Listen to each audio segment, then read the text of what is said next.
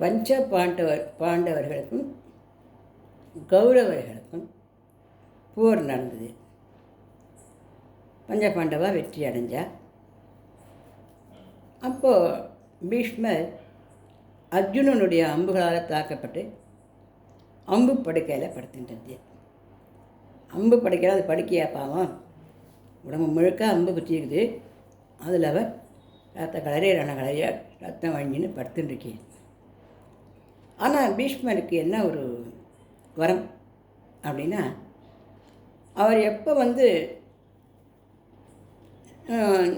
சாகணும், அதாவது இறந்து போகணும்னு நினச்சிக்கிறீரோ அப்போ போகலாம் அப்படிங்கிற ஒரு வரத்தை பகவான் கொடுத்துருந்தார் அவருக்கு. அதனால் அவர் உத்தராயணம் வரட்டும் அப்படிங்கிறதாக அவர் காத்துருந்தார். அப்போது ஸ்ரீ கிருஷ்ணர் அங்கே வந்து நின்று, பஞ்சபாண்டவர்களும் அங்கே வந்து நின்னா, திரௌபதியும் அங்கே வந்து நின்றுட்டுருந்தா.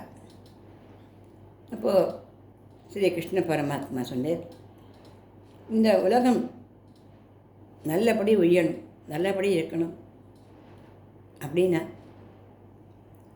அதுக்கு பீஷ்மரே நீங்கள் ஒரு ஸ்தோத்திரம் பண்ணணும், ஒரு ஸ்தோத்திரம் கொடுக்கணும் இப்போ அப்படின்னு சொல்லி. நாமெல்லாம் நல்லபடியாக இருந்துச்சே, நம்ம ஏந்துக்கிறதுக்கு சோம்பேத்தனப்படுவோம். அம்பு படைக்கையில் படுத்திருந்தாலும் பீஷ்மர் கிருஷ்ண பரமாத்மாவே கேட்டுட்டேரே அப்படிங்கிறதுக்கோசரம் இந்த உலகம் உயரத்துக்கு கிம் ஜபன் முச்சித்தே ஜந்தூர் ஜென்ம சம்சார பந்தனாத், இந்த சம்சார சாகரத்திலிருந்து உய்யும் வழிக்காக ஸ்ரீ விஷ்ணு சகஸ்ர நாமத்தை, பகவானுடைய 1000 நாமங்களை பொருந்தின அந்த ஸ்தோத்திரத்தை நமக்கு கொடுத்தேன். அது கொடுக்கறதுக்கு முன்னால் பஞ்சபாண்டவர்கள்லாம் ஒரு தடம் பார்த்தேன். அவெல்லாம் ரொம்ப ஆவலோட ஒரு ஸ்தோத்திரம் பண்ண போகிறத சந்தோஷத்தோடு பார்த்துருந்தா. கிருஷ்ணரும் ஆவலாக பார்த்துன்னு இருந்தேன். ஆனால் திரௌபதியோட முகத்தில் ஒரு ஏளனமாக ஒரு சிரிப்பு, ஒரு மாதிரி பார்த்தா. எல்லாம் தெரிஞ்ச பீஷ்மர் சொன்னேன், அம்மா உன்னோட யோஜனை எனக்கு புரியுறது. உன்னை துகிலுரிய பண்ணிச்சேன், அதை நான் தடுத்து நிறுத்தாத நான் பார்த்துட்டு இருந்தேன் இல்லையா. நான் ஒரு பாவி, நான் பாவம் பண்ணுவேன் தான். ஆனால் எனக்கு எப்படி இந்த உலகமெல்லாம் உயர்த்துக்கொண்டு அந்த ஸ்லோகமெல்லாம் பண்ணுறதுக்கு தகுதி இருக்குன்னு நினச்சிருக்கிறியா? ஒரு விஷயம் கேட்டுக்கோமா, நான் எங்கே இருந்தேன்? துரியோதனம் போட்ட சோத்தை தானே சாப்பிட்டுட்டு இருந்தேன். அவனும் புலாத்தனமானவன். அவங்ககிட்ட சோறை தின்னுட்டு உங்களுக்காக நான் பறிஞ்சேன்னா உங்களுக்கு இன்னும் பெரிய ஆபத்துகள் தான் ஏற்பட்டுருக்கணும். ஒரு விஷயம். ஆனால் நான் பேசாமல் இருந்தேன்றது தவறான சமாச்சாரம் தான், அது பாவம்தான். ஆனால் துரியோதனன் போட்ட உணவில் வந்த ரத்தம் தானே என் உடம்புல ஓடின்னு இருந்ததப்பா. அதனால் அப்போ நான் பாவி தான். ஆனால் இப்போ அர்ஜுனன் என் உடம்பு முழுக்க தொலைச்சி எடுத்துட்டான். ஒரு சின்ன தொலை கூட என் உடம்புல பாக்கி இல்லை. என் உடம்புல ரத்தமாக வழிஞ்சு போயிடுது. அதாவது பாபம் பண்ணவனுடைய, பலாத்தனம் பண்ணவனுடைய சோத்துனால் வந்த அத்தனை ரத்தமாக வழிஞ்சு போயிடுத்துமா. நான் இப்போ பரிசுத்தமானவன். அதனால் எனக்கு இப்போ இந்த தகுதி உண்டு அப்படின்னு அவர் சொன்னார்.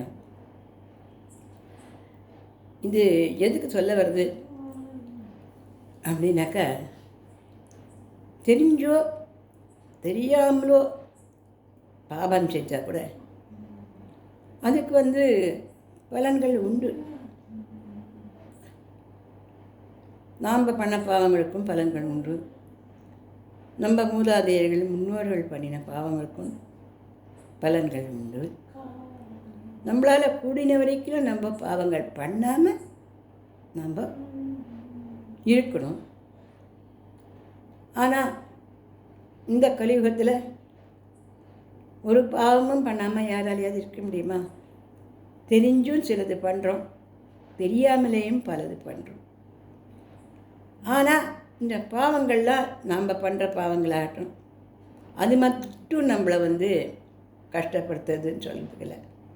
அது நம்மளுடைய இளைய தலைமுறைகளுக்கெல்லாம் போகும், நம்மளுக்கு சேர்த்து தான். ஆனால் நம்மளுடைய முன்னோர்கள் தெரிஞ்சோ தெரியாமலோ அறிஞ்சோ அறியாமலோ ஏதாவது பண்ணியிருந்தாலும் கூட அந்த பாவ பலன்களும் நம்மளை தான் சேரும். எப்படி நம்ம சொத்து சுகத்தில் சந்தோஷங்களெல்லாம் பங்கு ஏற்கிறோமோ அந்த மாதிரி அவள் பண்ணியிருக்கிற அந்த பாவ மூட்டைகளே நமக்கு பங்கு நிறைய தான் உண்டு. ஆனால் அவள் பாவம் பண்ணாலா புண்ணியம் பண்ணாலான்னு அலச வேண்டியது நம்மளுடைய வேலை இல்லை.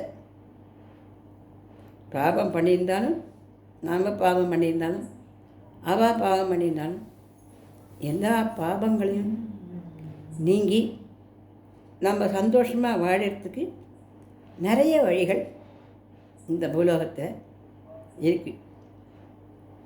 அதில் ஒரு வழி என்ன அப்படின்னாக்கா,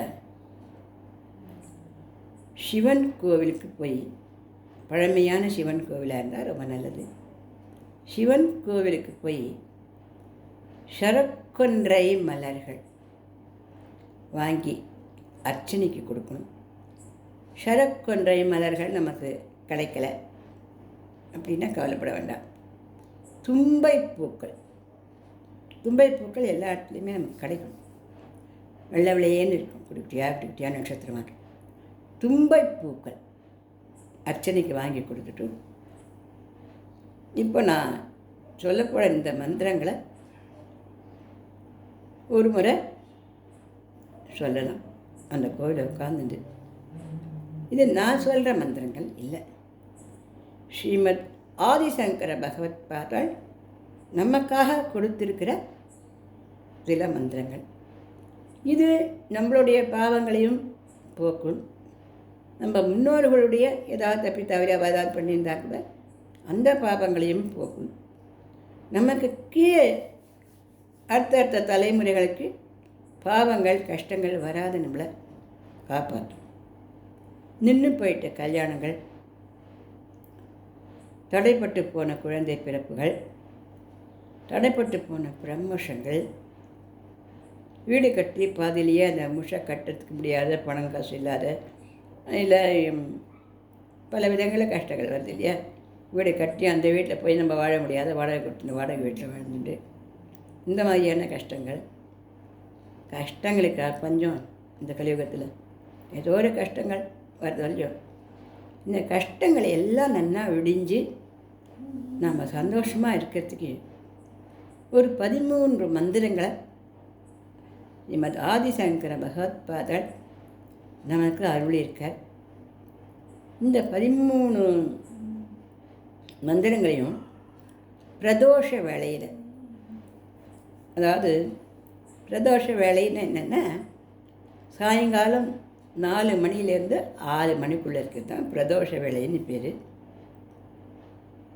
இதில் இந்த திரையோதசி அப்படின்னு வருது இல்லையா, அமாவாசை முன்தினத்துக்கு முன்தினம், அந்த நாள் ரொம்ப விசேஷமானது.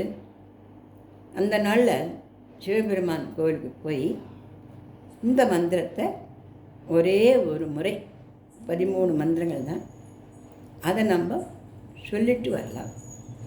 அப்படி பழைய சிவன் கோவில்களுக்கெல்லாம் எங்களுக்கு போக முடியல அப்படின்னா அருகில் இருக்கிற சிவன் கோவிலுக்கு நம்ம போகலாம். அதுவும் நம்மளாலெல்லாம் முடியல, நாங்களாம் வெளிநாட்டில் இருப்போம், அங்கே கோவில்கள் குளங்களெல்லாம் இல்லை அப்படின்னாலும் அமைதியாக ஒரு இடத்துல உட்காந்து சிவபெருமானை நினச்சி இந்த மந்திரங்களை பார்வதி பரமேஸ்வரனை நினச்சி மனமுருகி நம்ம ஒரே ஒரு முறை சொன்னால் போதும். 15 நாள் சொல்லுவேன், 20 நாள் சொல்லுவேன், 48 நாள் சொல்லுவேன், அப்படிலாம் ஒன்றும் இல்லை.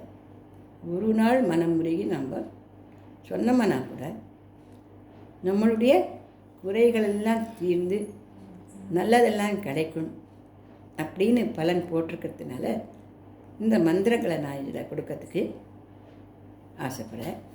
இதை கேட்டு எல்லாரும் இதை முக்கியமாக சிவன் கோவில் போகும்பொழுது எல்லோரும் பூக்களை வாங்கிட்டு போய் சிவனுக்கு அர்ச்சனை கொடுத்துட்டு சொல்லுங்க ஒரு முறை. அப்படி கோவில் குளங்களுக்கு போக முடியாதவளாக இருந்தாலும் வீட்டில் இருந்தபடியாகவும் மனசை நல்லா அமைதியாக வச்சுட்டு கொஞ்சம் தியான நிலையில் நமக்கு நல்லதெல்லாம் நிச்சயமாக கொடுப்பார் அப்படிங்கிற ஒரு நம்பிக்கையோடு நம்ம படுற கஷ்டங்கள் அத்தனையும் தீரணும். ஏன்னா நம்ம எல்லாரும் கஷ்டப்படுறோம். அதை எப்படி தீர்த்துக்கிறதுன்னா நமக்கு தெரியல. என்ன பாவம் பண்ணோன்னா நமக்கு புரியல. எப்படி அதை போக்கணும்னு நமக்கு தெரியல. அதுக்கு ஒரு வழி கிடச்சிருக்கும் பொழுது இதை நாம் சொல்லுவோம். அது ஒரு 48 நாள் 50 நாள் 3 மாதம் 6 மாதம் வருஷக்கணக்காக சொல்லி இந்த வருஷம் சொன்னால் அடுத்த வருஷம்னா கூட நம்ம கொஞ்சம் சோம்பேறித்தனமாக தான் இருக்கும். ஏன்னா மனுஷ மனசு இன்றைக்கி பண்ணி நாளைக்கு கிடைக்கிறது தான் ஆசைப்படுறது. உண்மையிலேயே அப்படி தான் நம்மளாக இருக்கும். இப்போ பொறுமை அப்படிங்கிறது நம்மளை விட்டு எங்கேயோ போயிடுது. நிதானம் அப்படிங்கிறது நிற்கக்கூட மாட்டேங்குது நம்மக்கிட்டலாம். இது நம்ம மனுஷ குணம். ரெண்டாவது இந்த கலியுகத்தில் நடக்கிற கூத்துகள் இதில் தான் நாம் ஒருத்தராக இருப்போம். அதனால் நம்ம இந்த அலைகள் நடுவில் எப்படி பகவானை பிடிச்சிக்கிறது அப்படின்னு நம்ம பதற வேண்டாம். இந்த அற்புதமான மந்திரத்தை நான் இதில் கொடுக்குறேன்.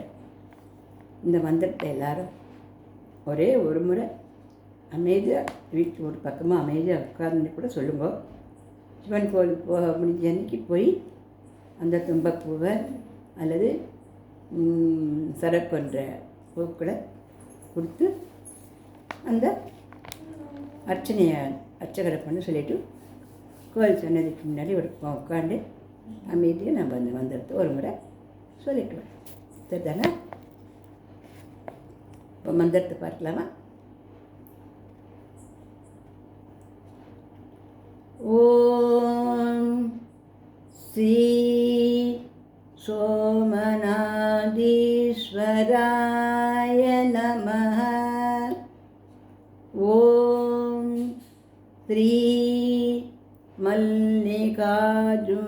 மல்லிகார்ஜுனேஸ்வராய நமः. ஓம் ஸ்ரீ மகாகாலேஸ்வராய நமः. ஓம் ஸ்ரீ ஓங்கார மலேஸ்வராய நமः. ஓம் ஸ்ரீ வைத்ய பீம சங்கரேஸ்வராய நமः. ஓம் ஸ்ரீ ராமேஸ்வராய நமः. ஓம் ஸ்ரீ நாகேஸ்வராய நமः. ஓம் ஸ்ரீ விஸ்வேஸ்வராய நமः. ஓம் ஸ்ரீ த்ரயம்பகேஸ்வராய நமः. ஓம் ஸ்ரீ கேதாரீஸ்வராய நமः. ஓம் ஸ்ரீ குஸ்ருணேஸ்வராய நமः. ஓம் நமः சிவாய சிவாய நமः. இந்த மந்திரங்கள் 7 தலைமுறைகள் பாவங்களை நீக்கி நமக்கு சுபங்களெல்லாம் வீட்டில் வரவழைச்சு கொடுக்கக்கூடிய அபூர்வமான நல்ல மந்திரம்.